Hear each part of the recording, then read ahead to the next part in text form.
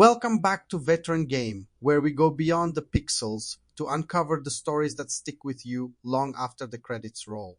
Today we're stepping into deep space with stories from Saul, the Gun Dog, a visual novel that looks like it beamed straight out of a late 80s PC 98. But the real question is, does this dogfight of nostalgia have the narrative bite to back up its bark? Developed by Space Colony Studios, The Gun Dog is the first in a planned series of visual novels set in a post-war solar system where tensions still simmer between Earth, Mars, and Jupiter's colonies. You play as a former pilot turned security officer, banished to a backwater patrol vessel, the titular Gun Dog. Your old war trauma still raw.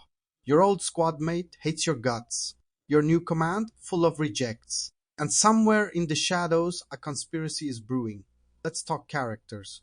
Cassie, your closest ally and love interest, is layered and genuinely likable.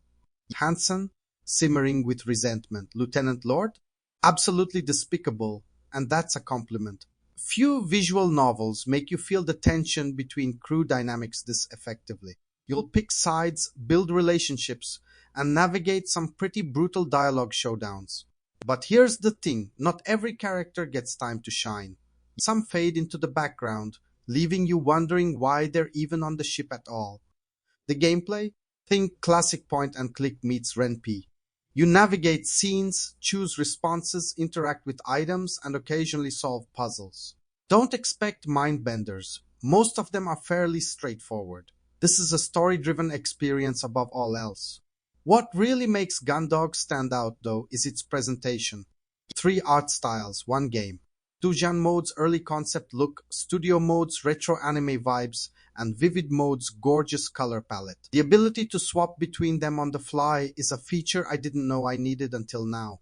And the music, it slaps. Retro synths that hit just the right level of moodiness, whether you're in a quiet moment with Cassie or facing off with Lord in a high-stakes confrontation. But as stylish as this game is, the story doesn't quite stick the landing. The plot starts strong. The Gun Dog investigates strange readings near Jupiter. You know something's wrong, and unraveling the mystery feels exciting at first. But as the story progresses, that intrigue starts to fade.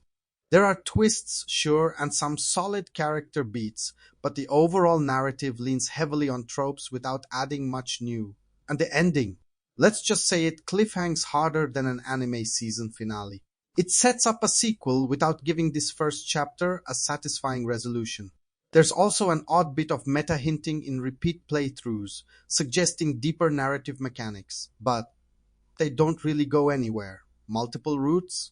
Not really. Different endings? Barely. It's more like watching slight variations of the same story rather than forging a unique path.